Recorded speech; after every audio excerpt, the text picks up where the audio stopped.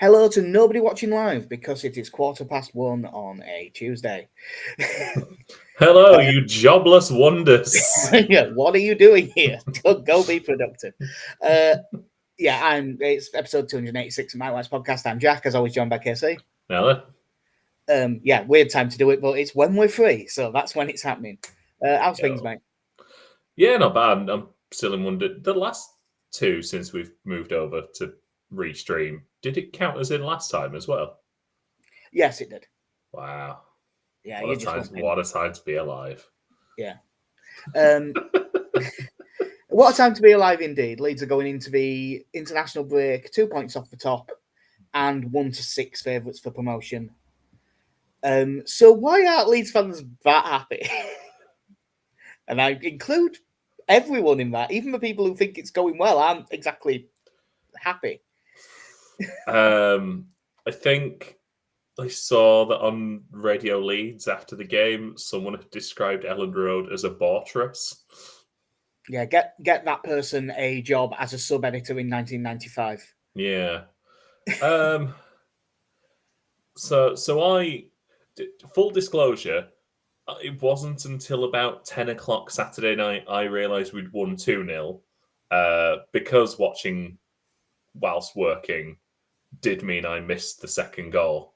Oh, did you stop looking at 93.5 minutes and then look up and it was over? I assume I had a call that I had to deal with. I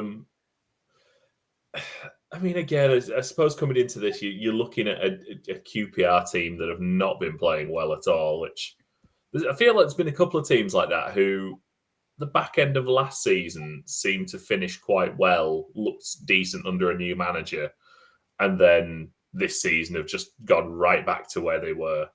Yeah, I mean, they've played 15 games, won 1, drawn 7, lost 7, and are rock bottom of the league. Yeah. I mean, the positives are, again, you would say we dominated the game. You would probably say routine 2-0 win. It's that normal. I said after the game that it was that normal Leeds United thing. In the ground, that was nervy as all. Like, it was really, arse twitching sort of game in the way that a lot of Leeds games are. But QPR didn't have a shot on target. Like, if you'd have watched that game in the pub with a fan of, I don't know, Blackburn Rovers, they would have been sat watching it going, no, Leeds are winning this very comfortable. It's so comfortable. I don't know why you're stressing. But it was stressful in the ground. And they are, like, I may as well mention their chances now. They had a header from a set piece that went just wide in the first half, which was very, very close, but happened to be on the exact angle where I was straight behind it in the ground. So the second it came off his head, you could see it was going wide. And they had a shot onto the roof of the net, which was a pretty decent effort in the second half. That was it. Like, yeah, I think another game where we were a bit scrappy and a bit slow at the start of the second half, giving possession away sort of in the middle third for the first few minutes. And then, just went back to dominating, creating. I think in the second half probably created fewer chances. But, I think again, it's probably just looking at some of these teams who've played going, it really feels like we should be steamrolling some of these teams, and we just don't. Yeah, I think that, like, it could have easily been a lot more than 2-0. But once it gets to that sort of hour, we went into, I mean, other people have probably said similar things, but I believe you call it power saving mode. I've heard you say at games. We did do a bit of FARC power saving mode where we save our legs. It looked a bit like the third game in a week, but not for everyone. Like, I think the opposite of that was Joe Rothwell, who I think everyone must have been knackered because he looked a yard quicker than normal all through the game, and he used that to good effect to set up the first goal. I know that he doesn't actually directly set it up, but it's his break around the outside that really leads to that. He was good. For 20 minutes, Brendan Aronson was really good. and then he was just okay afterwards. Willie Gnonto was a little bit off it again. It wasn't bad, but it wasn't really at his best. We just, if you went through that performance, I don't think anyone other than Jaden, but I don't think you'd have given anyone other than Bogle over like a 7.5. I thought Jaden Bogle was man at match. I thought it was excellent throughout the game. He may have had better games because he may have had games where he's been good going forward and good defensively. And in this game, he didn't need to really do much defensively. He got caught out a little bit right at the end by being too high up. But to be honest, I think that's because Dan James pressed the centre back and left his man, which sort of sucked Bogle out. So I sort of can let that go. I thought he was excellent, and I thought everyone else was fine to good. And that looked like a game where if you had 5 players play well, you win 5-0. Yeah. I don't know, because I think it's that thing of, like you said at the start, that it's quite a big feeling amongst Leeds fans at the moment. Like, we're winning these games and typically relatively comfortably, but at the same time, you just kind of wish that we would find that next gear for a sustained period of time. Yeah. I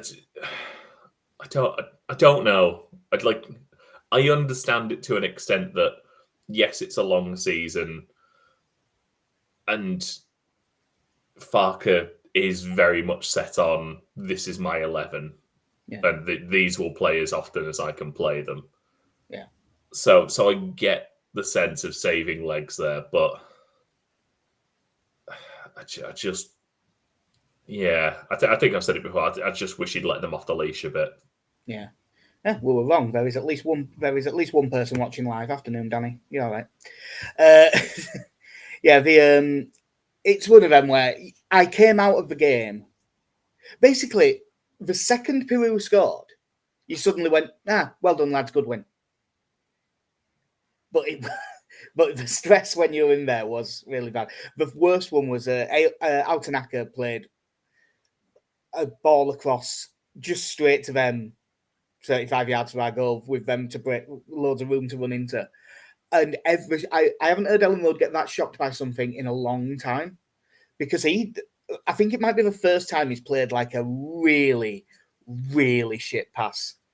Like, he's given the ball away a couple of times, but that's the first time he's done, like, one where you think, wow, that was pub level. It's the first time he's done something like that. It caught everyone out. But yeah, the first goal, Bogle has it on the edge of the box, and he does really well because he's forced back, but he don't panic, and he just dribbles backwards for like 20 yards and then turns, plays the ball. But crucially, when he plays the ball, he makes a run and gets himself into the box, because he's already ended up in middle at pitch, so there's no point in trying to run back out sideways. Rothwell round the outside does really well. Cross. Manor Solomon should just leave it for Willie Gnonto, who's in a perfect position to finish it. And there was a couple of these, some of them defensive. I don't know whose fault it was. Either Willie Gnonto needs to shout for the ball, or Manor Solomon needs to listen. From the stand, you have no way of knowing which one that is. He kind of spoons it, falls. There's a bit of a scramble. Falls to Jaden Bogle, who sort of spoons it in off the bar is probably the best way to phrase it. It's a bit of a left foot swinger. But we got us the goal, and a deserved goal. Like, Brendan Arrington had hit the bar with a really good effort from outside the box earlier on. And from then, I think it said a lot about the game. But like, I had a look on who scored earlier, and it's got QPR listed in a 3-4-3, which is the most optimistic description of that formation I've ever seen in my life. It was a 5-4, maybe one at a push. It really was not. It really, really was not attacking. Rest of the game, QPR, as I said, they had those couple of efforts, but nothing major. Leeds looked better throughout without really creating enough chances.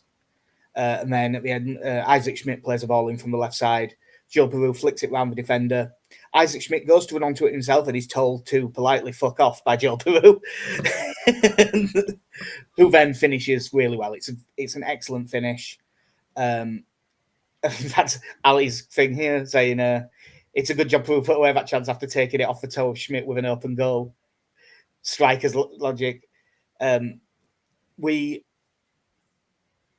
suppose that brings us on to the Peru Joseph thing. There's a lot of takes that this is the way to do it. Give Joseph 70 minutes, knacker the defenders out, and then play Peru for 20 minutes. I don't think that's a bad thing. I don't think it's quite as simple as that. If a team's going to really, really just sit back, then I would probably rather have.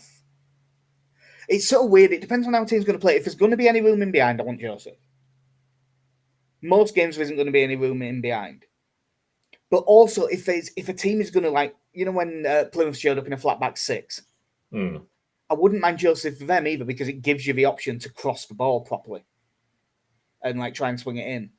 So the times that I would want Peru, I still think would be times where I actually want to play both of them. When we were against a really sat defence. So I think most times now I would still be starting Joseph, which is so weird to say when Peru seems to score. If you bring him off the bench, he seems to score every pissing week. Yeah, it's an interesting one at the moment, because I think we had that run at the start of the season where there was quite a few games where you'd look and think Joseph's probably had a quiet game, but he's also come away with an assist or two. And he had a bit of a run with that. And then Peru started getting a few goals off the bench. So he then gets his chance and was probably, at best, I think it was a mixed bunch of starts there. Of the run of starts, the first one was Sunderland away, and he did pretty well. He scored in that game and he played pretty well. But then... What was the Watford? It was Watford and Bristol City away. Watford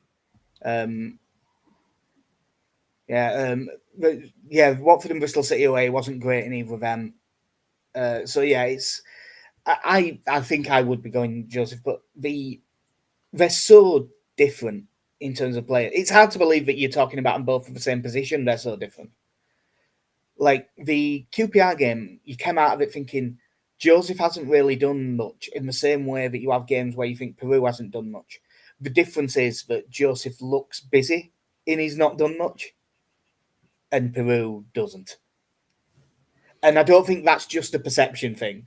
I think Joseph is significantly busier off the ball and stuff than Joe Peru is. Yeah, I think that's... I think that's probably one of the things that you look at now with the way the two of them have played this season, and it is sort of these trade-offs where you're like, well, Joseph probably does cover a lot more ground, is a better presser of the ball, but hasn't had the goal involvements that you would want a striker to have, whereas Peru, yes, might be very quiet, but if there's a chance that's going to fall to somebody in the penalty area, I would back him anytime to put it away. It's very odd to be in our position in the league and not really know who your main centre forward is. Yeah. Peru has 6 goals, 2 assists in 15 games. But when you think how many of them he's actually started, like his goals per 90 minutes is 0.8 goals per 90 minutes. It's 4 in 5. Like you can't really argue with that. It's objectively very good, but it's you can go back through anything. It's Bamford and Ketia again. One's a better finisher, the other one probably makes the team function a bit better, and you just have to switch between them. And the weird thing is that still there is the looming presence of Patrick Bamford. But even if he gets fit at this stage, I can't see it.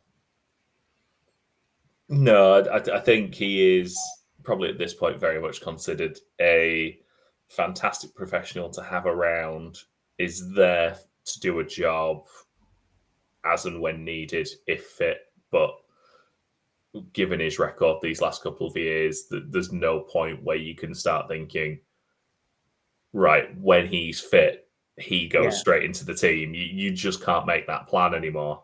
Yeah, you can't rely on him for fitness. Danny's messaged us again, actually, just saying, think we have that winning run starts in January again with Bamford starting. And to be honest, if he actually stayed fit, maybe. It's what happened last year. But you just, I can't see it. I can't see it this year. I think he will. I think he'll still be at the end of the season, but I wouldn't rule out someone looking at him in January on loan where we pay half his wages or something. I don't want that to happen. I think he's probably very good to have around the dressing room and as an option, but I wouldn't rule that out either. Obviously, the last goal was set. I don't think he actually got given the assist, but the last goal was set up by Isaac Schmidt, who is apparently alive. Yeah, he is a living being again. Yeah, this time left wing, because we still haven't seen him play fullback. It was definitely his brightest cameo. Did some things with the ball, and obviously that little ball into Peru is a good run. He showed a bit of pace. I would still, obviously we haven't mentioned Firpo is banned for 3 games. The problem is, if it's a binary decision, it's either a headbutt or it isn't. And he does headbutt him. He actually goes and leans a little bit, and McNamara chucks himself on the floor and then runs after the ref complaining. But there's no. It's one of a 1-game ban would be more than sufficient, but it either has to be 0 or 3 because of the way the rules are. I would still quite like to see. Schmidt play fullback, because we noticed there was a bit of a lack of balance from not having Firpo there and having Sam Byram instead. Now, Byram didn't do anything wrong. He played fairly well. He was solid defensively. He was a little bit too negative with his passing sometimes. But, he got in at the back post for that header where he broke into the box. The disallowed goal was him breaking down the left-hand side and pulling it back. I forgot to even mention that because it was far enough offside that I never sort of jumped up in the ground. That's off. So a thing wrong. It is a little bit of where I want to see Schmidt. I want to see what we bought. Farke doesn't. No, he doesn't. And it does make you wonder if there's something in training but then you would think, well, he won't get on at all. It's been telling him to trim those sideburns. Yeah. It's very odd. We should objectively be pleased at this point. We are. Are we top 2, top 3? We are third. We are winning the majority of our games. Defensively, we've got a very good record. Yeah. It's one of them. In actuality, we don't have the best defense in the league.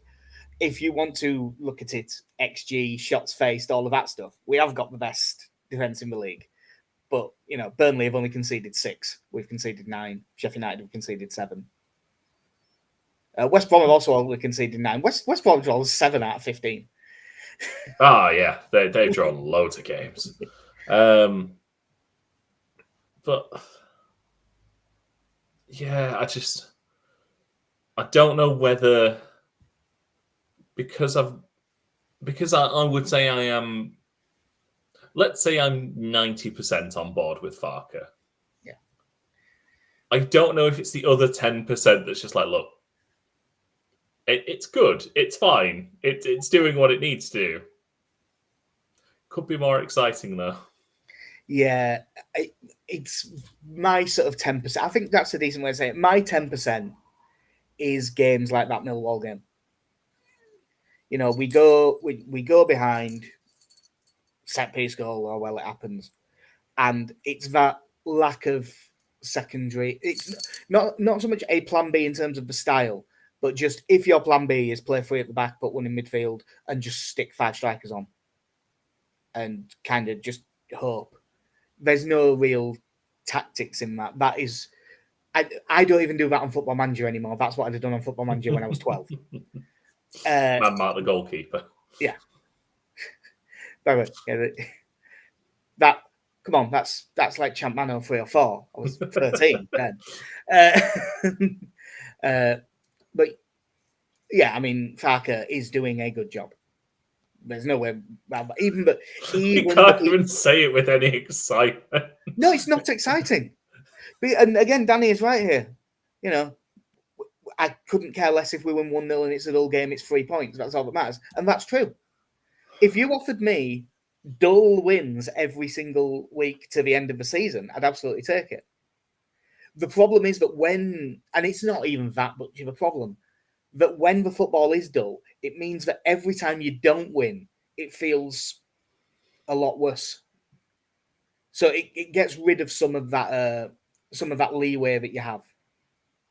I think I do wonder if a bit of it as well is, and this isn't a knock on like Nonto or anyone that sort of plays at 10, is that the last time around in the Championship, you went from having Pablo Hernandez, who pace-wise probably wasn't a Premier League player, but technical ability, wasn't far off with that, and had that ability to do a bit of something from nothing when you were coming up against a team like that.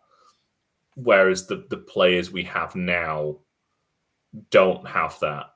You're looking like Nonto is a very good winger, very hard working, but probably doesn't have quite that spark. Brendan Aronson is very much a run his bollocks off through the middle type of player. Aronson's weird because he'll do the odd bit of skill where he'll beat a player, maybe even two, and you go, oh wow, and then he'll just like not play the pass, and you go, oh come on. And for some reason, when Brendan Aronson does that, it's not as endearing as when Georgie Rutter does it. I don't know why. I think it's because Georgie would end up on the floor, have a little smile on his face, and be like, you. Yeah. Oh, also, it's probably to do with, Get fucking off. Yeah, there's that side of it as well.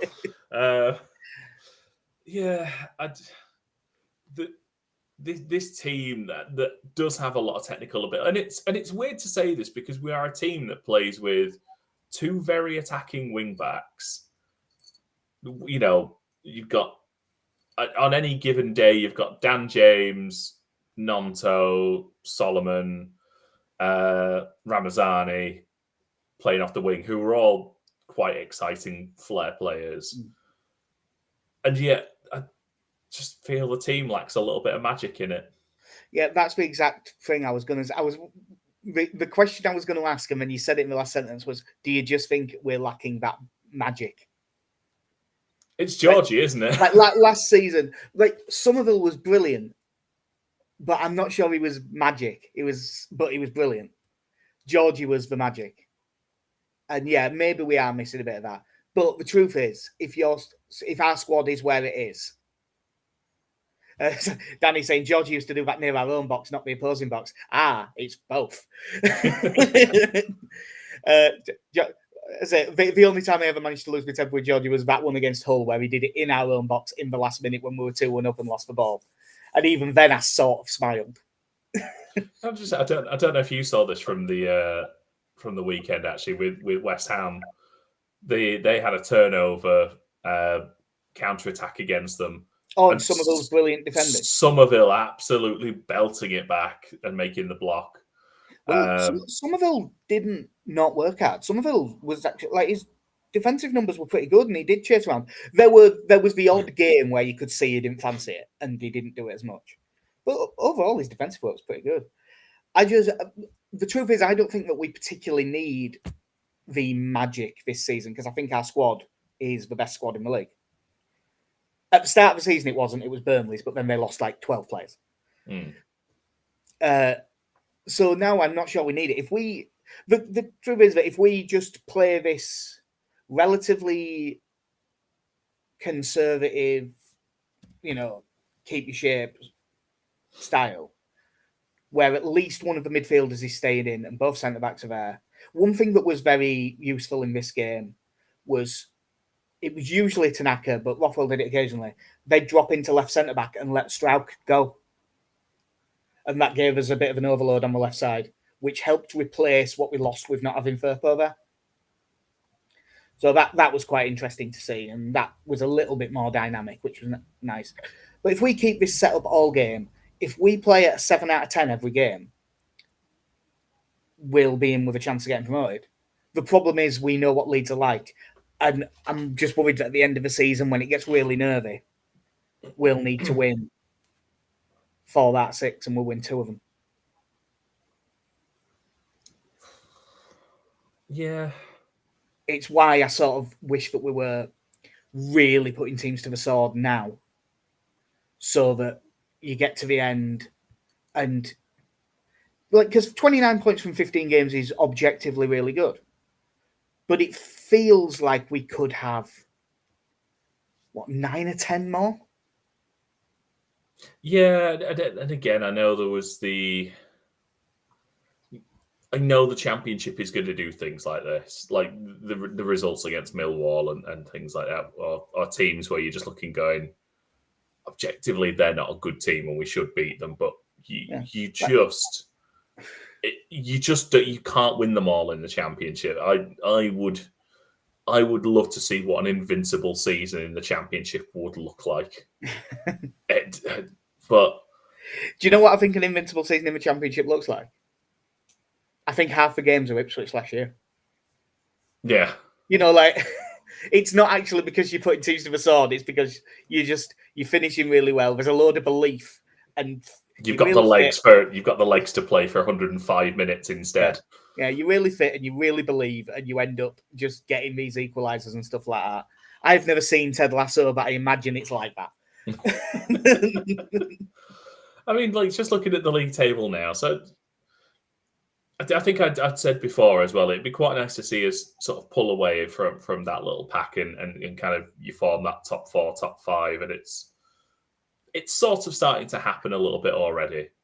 Obviously, you've got Sunderland and Sheffield United first and second on 31. We're on 29 then. Yeah. Fair fucks to Sheffield United, by the way, because you have to remember there's -2 on that. Yeah. We're on 29, Burnley on 27, West Brom and Watford on 25. Just looking through, there's only Sunderland who've scored more than us. We've got the best goal difference in the division. Yeah. God, when you look through the league table, I know I said this last time, but God, there's so many draws in the Championship. Yeah, it's why Watford are doing so. Watford are doing what we did in under Bielsa COVID season in the Premier League, where we just didn't draw games. We either won or we lost. Like the top 5 have all lost 2 games each, and then Watford are 6 and they've lost 6. Yeah, it's just that they haven't drawn. They've only drawn 1 game. They've won 8, and draws are. I mean, obviously, this is actually a stupid sentence because a draw is better than a loss. But that thing where people say draws are what kill you when you're chasing promotion, that's what they mean, because a team can... I reckon Middlesbrough in 7th, 1 point behind. They're looking at the 2 draws. They're probably not looking at the fact that they've, had this, 1 win less than Watford. It's probably them draws that they're looking at. Millwall will be the same with 5 draws, because I've seen Millwall and I've seen Watford, and I think Millwall look a better team. I've seen Blackburn and I've seen Watford. I think Blackburn look a better team as well. And it's because they're they're turning draws into wins. And if you can turn a couple of draws into wins, if you turn one into a loss as well, you're up. Yeah. That is also the first I'm really seeing of Mark Robbins going at Coventry. Yeah, that was a surprise, because he deserves. The only way that I can describe it, to be honest, when you listen to Coventry fans talking about it, the only reaction that I can really describe it as is they are acting like we were when we sat Bielsa. I have heard the sentence, I would rather end up in League One with Matt Robbins than end up in the Championship with someone else. Yeah, I could fully understand it for what he did for them, because the years of them being dreadful. Well, they were mid-table in League Two. Yeah, not knowing, sometimes playing in Northampton, and the club itself has been turned around, and it feels very much like he is a victim of the success of that first season. Yeah, it's like replicate this. Can you replicate this, but also sell your two main strikers? Yeah, I mean, what has he lost in 2 years? He's lost Gyökeres, Gustavo Hammer, Callum O'Hare. Have you, as you haven't been paying much attention this weekend due to work and stuff, have you seen who is the 1 to 3 favourite for the Coventry job? I mean, having Googled that, yes. I don't know if he's willing to lower himself to that, but sure. Interesting to see Frank Lampard thinking of getting back into the managerial game. Yeah, I mean, it's a good way to make me actually have a reason to hate Coventry rather than just nothinging them. Did they actually knock down Highfield Road? I assume so. Because if they did, because Highfield Road has faded away, and then the rest of it. It's so weird. I want him to get the job because I assume that he will be a catastrophic failure. Like, they're 17th. They're only 1 point above the relegation zone. If they get Frank Lampard, I would fancy them to get relegated. Because he's objectively shit at his job. Yeah. So I kind of want him to get him. But I also don't want him to have a job. Like, at all. Not even as a pundit. Oh, he's always going to be a pundit. Yeah. I just cannot fucking stand him. Yeah. It would seem a very odd appointment. Having had someone in like Mark Robbins, who very much established Football League manager by that point when you brought him in, to then go, well, we're going to pick a guy whose last couple of jobs didn't go well, and his only taste of the Championship has been as a very well-funded manager with some good connections. Yeah. That I mean, I don't know. I know Enzo Maresca pretends that some of those players still don't exist now. Whether he'll just be like, yeah, just send them to Coventry, it's fine. But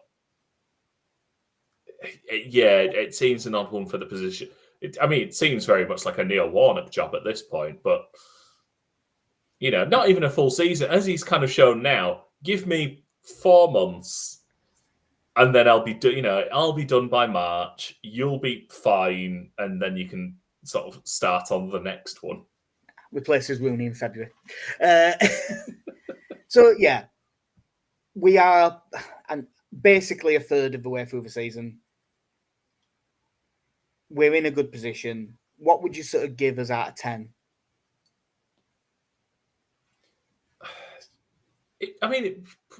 You're probably looking at like 7.5 out of 10, aren't you? Realistically, We're in the top 3, 2 points behind the top 2, who we have beaten and gotten a draw against.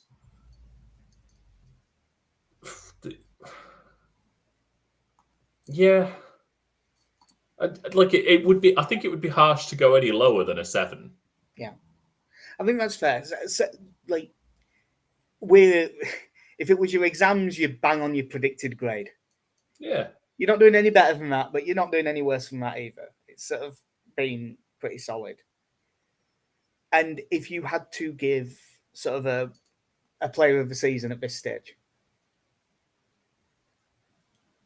Probably Tanaka. And I know he didn't play the first half of these games.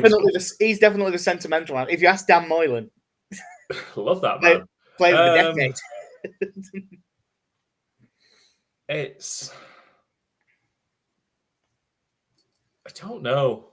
Like, if you'd have asked this like 3 weeks ago, I think it probably would have been Nonto. But he's had a bit of a drop off. Like I said, we're not 100% certain on the striker situation. Ramazani had a great run, then has picked up this injury. I think getting him back will make a big difference. Yeah, because he's probably the closest to the something out of nothing player. Yeah, it could well be Joe Rodon. Well, you've ended up in the same area of the pitch because I would have said Pascal Struijk. Yeah, I think that we are so much better for having Struijk back. I have zero doubts that if he don't get injured last season, we get promoted. Because you get Ampadu back in midfield for the rest of the season. I think Struijk has been outstanding. I can only think of one. He got done for that Watford goal in a match we won anyway. And as far as I can tell, that's the only out-and-out sort of mistake that I can think of off the top of my head. I'm sure there's been others, because there will be some, but like that's the only one that sticks out in my brain. And I think although our play out from the back is still probably a bit ponderous at times and a bit too slow, pardon me, I think our passing out from the back is immeasurably better for him being there. And yeah, so I would give it Struijk so far. I think realistically, I think you can look at the entire back four at this point. I know with Bogle, you could definitely make an argument for Firpo. He's been excellent. I think Firpo's been fantastic. I think probably since about game 4 or 5, I think Bogle's got to grips with what he needs to do here. Obviously, he's a fullback who loves getting forward anyway. But I think he's not been getting caught out as much as he was those first few games. No, I think the big part with that is that he did have a bit of a nightmare debut. And that sticks with you for a bit. Yeah.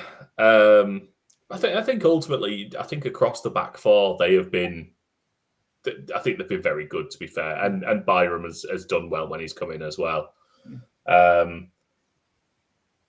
If they'd have played longer, I think you've got a big shout for Rothwell and Tanaka. Rothwell and Tanaka have been really good since they came in as a pair. Yeah, I think they work really well off each other. Rothwell looks a lot better than I think I gave him credit for, because I think when he came in, I was kind of thinking this is generic centre mid has arrived who, might bang one in every once in a while, but I didn't think he was offering us anything different than we already had. And it's quite nice that you've gone from Ampadu and Gruev, who are, I know Gruev had sort of developed or done better as time went on, kind of progressing with the ball more. But from watching what Kamara and Gruev were at the end of last season in the middle of midfield to what Tanaka and Rothwell are now in terms of their ability to get the ball and go, no, I will turn with it. Like, we are going forward here. I'm not just going to keep giving it to Joe Rodon and expect him to play some sort of killer pass. I think those two have done so well since they came in. But I will. I think ultimately, I will stick with Joe Rodon on that one. Cool. Long term, do you think it ends up Ampadu Tanaka? I just think it's genuinely very difficult for either Ampadu or Gruev to come back into this team. Like, I don't know, I'm saying that about the captain, but I see. I must admit, like, don't get me wrong, when Ampadu gets fit, he won't be 100% fit straight away. So I expect Ampadu to have 2 or 3 games on the bench before he gets back in. But I think Ampadu still I still think he's his best centre mid, and I love Tanaka, but I still think Ampadu is his best centre mid. I think the other thing is, for me, again, it would just feel like it's a bit of a negative step, like probably setting the team up more defensively than it would need to be. But I fully understand it, because I think Ampadu is one of the best players in the team, let alone centre mid. Yeah, I think I'll be a little bit sad, to be honest, when that partnership gets broken up. It'd be like Turner and Hooch in Scrubs. Yeah. Like, it's just looking at the team sheet, and this just Tanaka puts his hand on Rothwell's shoulder. It's just like, it's over. And someone looks over and goes, turns and walks away. Yeah, someone looks over and goes, "Well, Rothwell is crazy." Yeah, but no, overall, I think we're doing pretty well. We feel like, as a fan base, I think everyone's saying we're probably the best team in the league. We should get promoted. The fans of the other 23 teams are saying Leeds will definitely get promoted because they don't know us like we know us. But yeah, no, overall, I'm pretty happy with where we are. But you may remember that I mentioned that Alex was miles behind in the predictions. He has then picked up another correct score, so he's almost caught Benny. He's still a bit behind, but he's back in the race. We sort of with the predictions, I keep having to put them out on Twitter late, but I've got a whole thing for them, and yeah, it's Connie first, 34, then me 30, you 28, then Benny 22, Alex 20. So all to play for. Solid mid-table. Yeah, solid mid-table, and I believe that is roughly I think that's what we've got when we come back. Because yeah, Swansea away, they are 11th, so yeah, solid mid-table. And that is a Sunday game. Sunday at 3:00, 24th of November. So we'll probably be back, I don't know, a few days before that. Because there's no point saying out earlier, because there's a load of international games, and knowing us, they'll all get broken. Oh, that's one other thing to mention, because he had another cameo. Gilavogi looks a good pickup. Yeah. I think he is a decent addition for this period when we are without Ampadu and Gruev. We saw a little bit of him sort of in a more attacking sense in this game, playing like 1-2s and getting up the pitch a little bit, breaking into the box, which I wasn't expecting from him, especially in that situation in the game. I thought that he would have been told, "Hey, on you come. See that back four? Yeah, you're 10 yards in front of them. That's where you stay." Yeah, I mean, I suppose it only makes sense. It takes about 7 strides to get from the halfway line to the edge of the penalty area, but I think it's also quite nice for us to have a player who is just that big. Yeah, like, he's just a big lad. There was a guy near us who hadn't been to a game this season. I don't think. Sean, nice guy, but he. In person, he was like, "Wow, he is much bigger in person than he is on the telly." He's big dude. So, yeah, that will do us, I reckon. What else do you want? No, I think we're good. Cool, nice one. So, yeah, that will do us for episode 286 at Mike White's podcast.